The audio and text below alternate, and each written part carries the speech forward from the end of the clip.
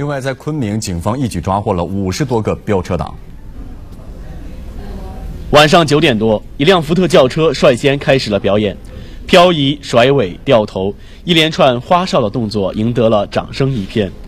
四周车辆闪动车灯，轰鸣引擎，人群骚动，一场黑暗中的比赛拉开了序幕。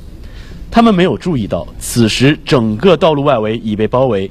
10点多，警方分组驾驶12辆巡逻车依次排开，将道路全部占据。之前潜入现场的便衣警察也封闭了道路两端。警方2队人马压缩推进，里应外合，迅速控制了涉嫌非法飙车的人员和车辆。最后，29辆涉嫌非法飙车、非法改装的机动车，50多名嫌疑人被带到车管所审查。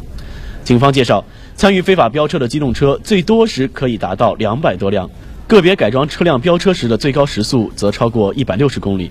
他们通过网络召集，全程没有任何安全保障。通过网络当中的一些 QQ 群一些车友会，相互之间呢进行这个通过 QQ 联络联络好了之后，到指定的一些地点参与这个非法的一个飙车。他们在做漂移的过程当中，不可能做到就100%的这个安全。这些飙车党最后分别被处以5日以上10日以下拘留，罚款500元。